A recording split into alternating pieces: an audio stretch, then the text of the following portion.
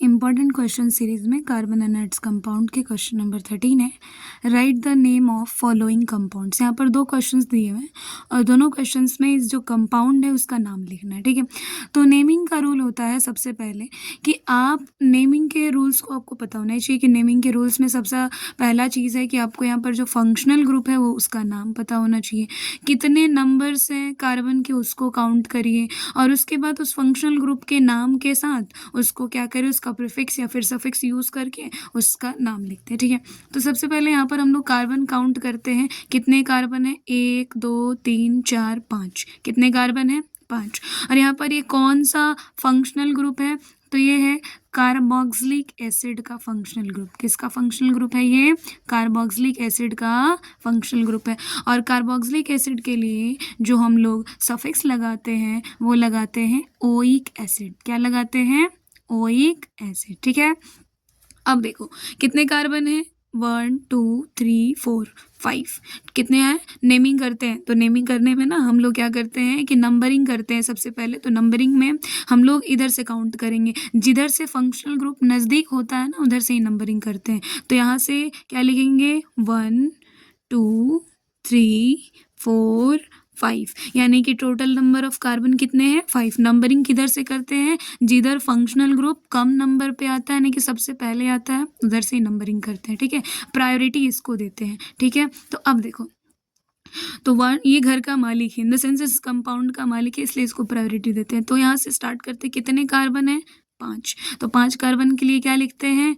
Paint. क्या लिखते हैं? पेंट। ठीक है, अब यहाँ पर सिंगल सिंगल बॉन्ड है तो क्या लिखेंगे? एन। तो चलो पेंटेन हो गया। लेकिन अब यहाँ पर कार्बोक्सिलिक एसिड के लिए क्या लिखते हैं? कार्बोक्सिलिक एसिड भी तो है, इसका भी तो नाम जुड़ना चाहिए, तो इसके लिए सफिक्स क्या लिखते हैं? Oic acid. क्या लिखते हैं?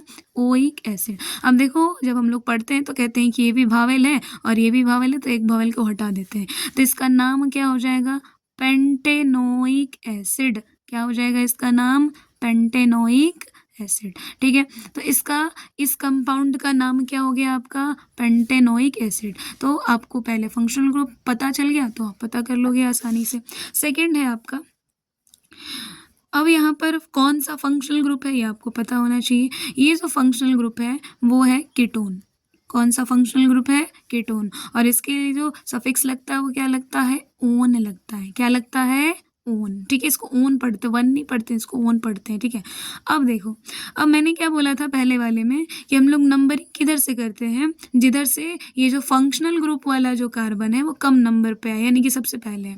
तो अगर हम लोग इसमें नंबरिंग करना स्टार्ट करते तो यहाँ से तो बीच से तो करेंगे नहीं कि 1 2 3 4 नहीं, क्योंकि हमें नेमिंग करते समय इतना ये भी ध्यान देना होना चाहिए कि ये जो मेन चेन होता है, इसका जो पेरेंट चेन होता है उसमें ज़्यादा से ज़्यादा कार्बन के नंबर आए। ठीक है, तो अगर हम लोग इधर से नंबरिंग करते हैं 1 2 3 4 5, तो इधर से भी किस पे आ रहा है? 1 2 3, 3 पोजीशन पे आ रहा है। अगर इधर से नंबरिंग करते हैं 1 2 3, तब भी ये किस पोजीशन पे आ रहा है?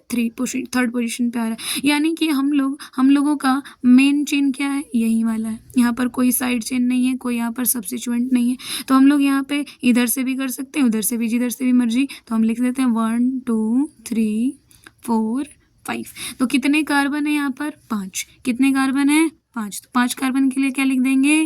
पेंट। क्या लिख देंगे? पेंट। ठीक है, उसके बाद यहाँ पर सारे कार्बन और हाइड्रोजन या फिर कार्बन कार्बन के बीच में क्या कौन सा बॉन्ड है? सिंगल बॉन्ड है, तो क्या लिख देंगे? एन। क्या लिखेंगे? एन। अब इसके लिए क्या लिखते हैं? कीटोन CO, जो ये किसके लिए? कीटोन है ना, तो कीटोन के लिए क्या लिखते हैं? ओन। क्या लिखते हैं? ओन। फिर से ये सेम भावेल है तो फिर इसको हटाइए, तो इसका नाम क्या हो जाएगा? पेंटेनोन। क्या हो जाएगा इसका नाम? पेंटेनोन। ठीक है, तो इस तरीके से आपको नेमिंग करते हैं ये सारे जो कंपाउंड्स हैं। पहले उसका फंक्शनल ग्रुप पहचानिए, फिर उसमें बॉन्ड देखिए, अगर वो कार्बन और फंक्शनल ग्रुप कितने पोजीशन पे आ रहा है वो भी देखना है। इसको हम लोग लोवेस्ट लोकेंट रूल कहते हैं। Lowest locant rule.